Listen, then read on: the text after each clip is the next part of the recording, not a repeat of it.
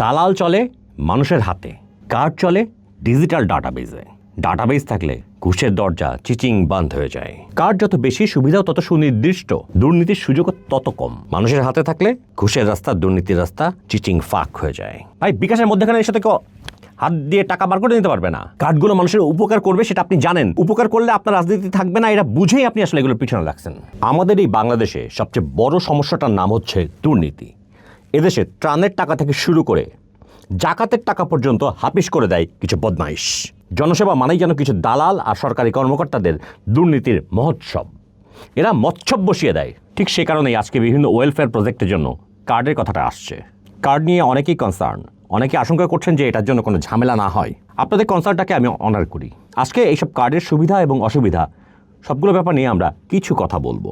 দেখেন, systematically card চালু হলে অপরাধ কার্টেলের অপরাধের সুযোগ অনেকটা নাই হয়ে যায়। কিন্তু সেটা কিভাবে, সেটাই আমাদের আজকের আলোচনার বিষয়। কার্ড করার সময় সুবিধাভোগী যে হবে তার পরিচয় সবার আগে যাচাই করে ফেলা হয়। তাকে কাগজপত্র নিয়ে আর দৌড়াতে হয় না।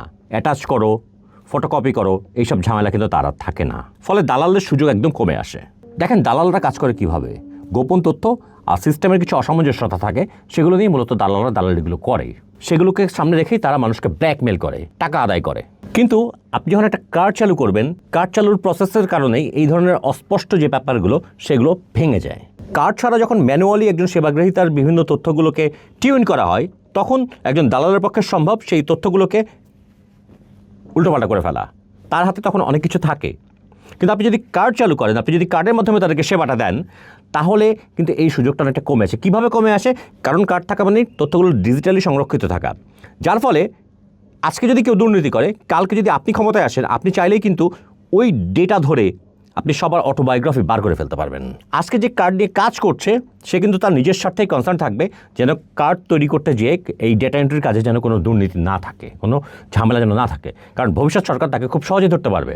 ম্যানুয়ালি কাজ করলে যে জিনিসগুলো টিউন করা যায়, কার্ডে সেটা করা যাচ্ছে না। ফলে কি হবে? মনিটরিং এবং অডিটিং সহজ হবে, দুর্নীতি ধরা সহজ হবে। কে কবে কখন কোথায় কী সুবিধা পেল, কোন এলাকায় পেল, কতটুকু পেল, কতটুকু পেল না, সব কিছুই আপনার কাছে ডকুমেন্টেড থাকছে। কার্ডে থাকে সেবাগ্রহীতার বায়োমেট্রিক ইনফো, ইউনিকভাবে থাকে। ফলে এক ব্যক্তি দুই জায়গা থেকে সুযোগ দিতে পারে না, ভুয়া নাম ঢোকানোও সম্ভব হয় না। আপনার আসল কনসার্নটা আমি একটু বোঝার চেষ্টা করি। আপনার কনসার্নটা কি? যে বড় ভাইয়ের লোক, নেতার হাতা, এলাকার চেয়ারম্যান, অমুকের মেম্বার, এই তো এরা সুবিধাগুলো নেবে, তাই না? কিন্তু যে ইনফোগুলোর কথা বললাম, এই ইনফোগুলো যখন কার্ডের মধ্যে থাকছে, তখন এদের পক্ষে টাকা আত্মসাৎ করার আর কোনো পথ থাকছে কি না, সেই প্রশ্ন আমি আপনার কাছে রাখলাম। ফলে বড় ভাই, নেতার হাতা, অমুকের চাচা, তমকের মামা, দুলা ভাইয়ের শালা, এইসব লোকদের কোনো আন্ডু অ্যাডভান্টেজ দেওয়ার সুযোগ একেবারেই রহিত হয়ে যাচ্ছে। দেখেন, আপনি যদি একজন পারফেক্ট বাইঙ্গা হয়ে থাকেন, আপনি জানেন সরকারের কত বিধি।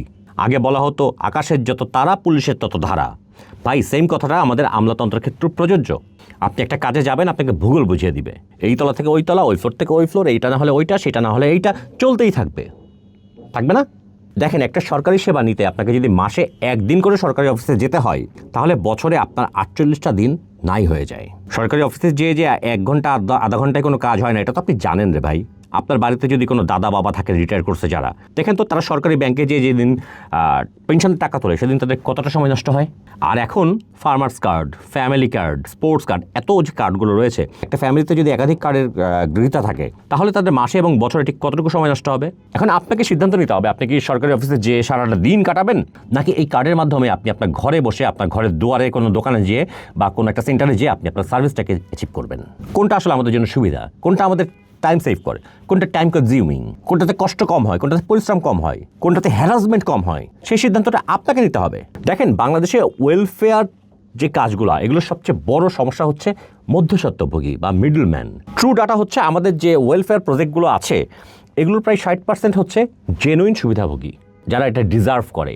আর বাকি 40% যে টাকাটা থাকে, যে সার্ভিসটা থাকে, এটা আসলে ওয়েস্ট হয়, এটা দালালের কাছে চলে যায়, এটা রাজনৈতিক যে ব্যক্তিরা থাকে তাদের কাছে চলে যায়, এটা সরকারি আমলা যারা থাকে তাদের কাছে চলে যায়, পিওনের কাছে চলে যায়। এইভাবে এটা পুরোপুরি ওয়েস্ট হয়। অর্থাৎ আপনার জন্য গভর্নমেন্ট যদি 100 টাকা দেয়, আপনার সেখান থেকে 40 টাকা নষ্ট হচ্ছে। সেটা আপনি পাচ্ছেন না, গভর্নমেন্টও পাচ্ছে না, কিন্তু পাচ্ছে কিছু বদমাইশ। অন্যদিকে আপনি যদি কার্ডটা থাকে, আপনি আপনার ঘরের কাছে যেখান থেকে নিচ্ছেন, সেখানে আপনি কত টাকা দিয়ে নিলেন, কতটুকু নিলেন, সেই তথ্যটা আপনার কাছে সন্নিবেশিত থাকছে। যার কাছ থেকে নিচ্ছেন সে যদি আপনার কাছ থেকে কোনো কারণে দাম বেশি রাখে, সেটাও রিপোর্টেড হচ্ছে এবং আপনি চাইলে সঙ্গে সঙ্গে ফোন করে একটা কমপ্লেন করতে পারছেন। ফলে গভর্নমেন্ট সেটার বিরুদ্ধে অ্যাকশন নিতে পারছে। দিন শেষে সরকারের এবং জনগণের মধ্যে যে হিসাব, সেই হিসাবটা মিলে আসতেছে। পুরো কার্ডের ব্যাপারটাকে যদি সহজভাবে বলতে হয়, হোয়াট এভার কার্ড ডিটেইলস, তাহলে বলতে হবে কার্ড মানে সিস্টেম, সিস্টেম মানে জবাবদিহিতা। কার্ড যত বেশি, সুবিধাও তত সুনির্দিষ্ট, দুর্নীতির সুযোগও তত কম। দালাল চলে মানুষের হাতে, কার্ড চলে ডিজিটাল ডাটাবেজে। ডাটাবেজ থাকলে ঘুষের দরজা চিচিং বন্ধ হয়ে যায়, মানুষের হাতে থাকলে ঘুষের রাস্তা, দুর্নীতির রাস্তা চিচিং ফাঁক হয়ে যায়। দেখেন, ফ্যামিলি কার্ড শুরুর আগে কিন্তু অনেক কথা হয়েছিল যে ফ্যামিলি কার্ডের টাকা এই হবে সেই হবে, মানুষের কাছে পাবে না, দালালরা টাকা নেবে, মধ্যস্বত্বভোগীরা আসবে, হয়েছিল না? আমি কিন্তু এটাকে কাউন্টার করেছিলাম। আজকে দেখেন, এতগুলো মানুষ ফ্যামিলি কার্ড পেলো, এতগুলো মানুষ কৃষক কার্ড পেলো, কারোর কাছে কোনো টাকা যেতে কোনো সমস্যা হয়েছে? বিকাশের মাধ্যমে টাকা চলে গেছে যার যার অ্যাকাউন্টে, ডিরেক্টলি চলে গেছে। ভাই, বিকাশের মধ্যেখানে এসে থেকে হাত দিয়ে টাকা বার করে নিতে পারবে না, যার ফলে যেই কার্ডগুলো অলরেডি ইন্ট্রোডিউসড হয়েছে সেই কার্ডগুলোতে কোনো দুর্নীতি ঘটনা ঘটে নাই। এখন যে কার্ডটা করা হচ্ছে এলপিজি কার্ড, এটা তো হবে না। কারণ একই, ভাই আপনি মজুদদারদের দেওয়া দামে ইচ্ছা মতো এলপিজি কিনতে পারেন, সবাই পারে না ভাই, সবার সেই সামর্থ্য নাই। আপনার সামর্থ্য তার সামর্থ্য এক না।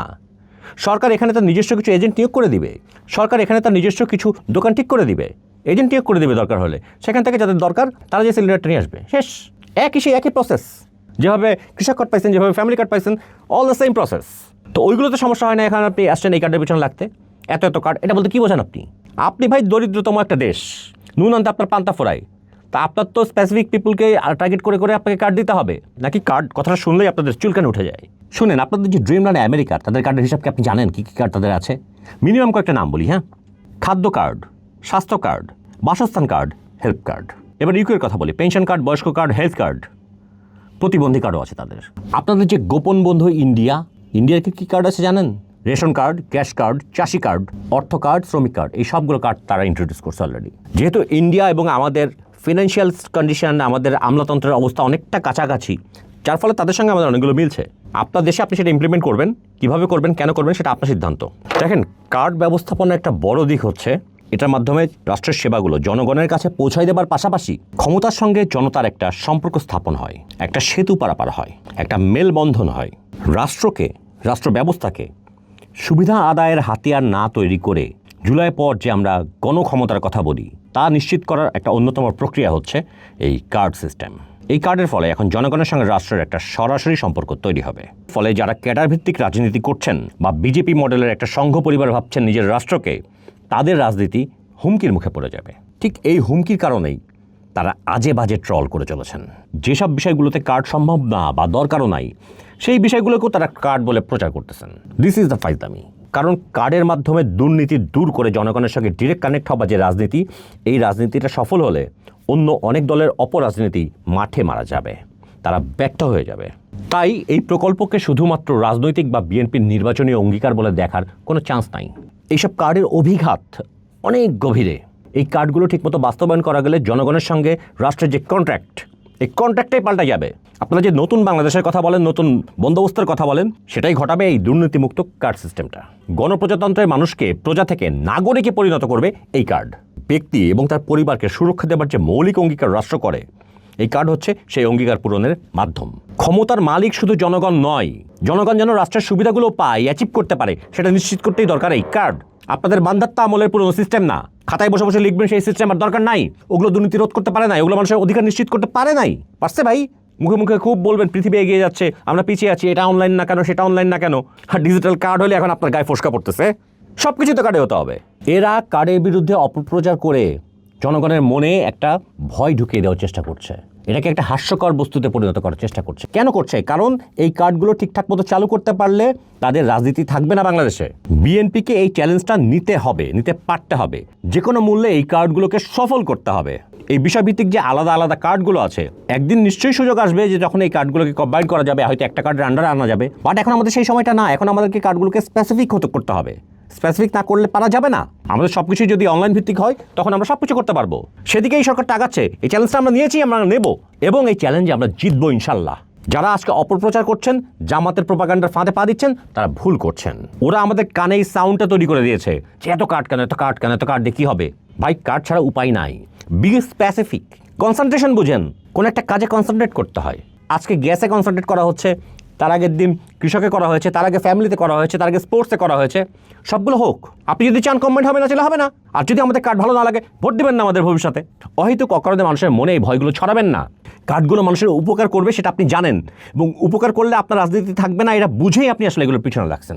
কই ভাই, এতদিন হয়ে গেল সরকার ক্ষমতায় এসছে, মানুষের কোনো সমস্যা নিয়ে তো আপনারা কথা বলেন নাই। আপনারা আছেন কার্ডের পিছিয়ে লাগতে। পারেনও আপনারা ভাই।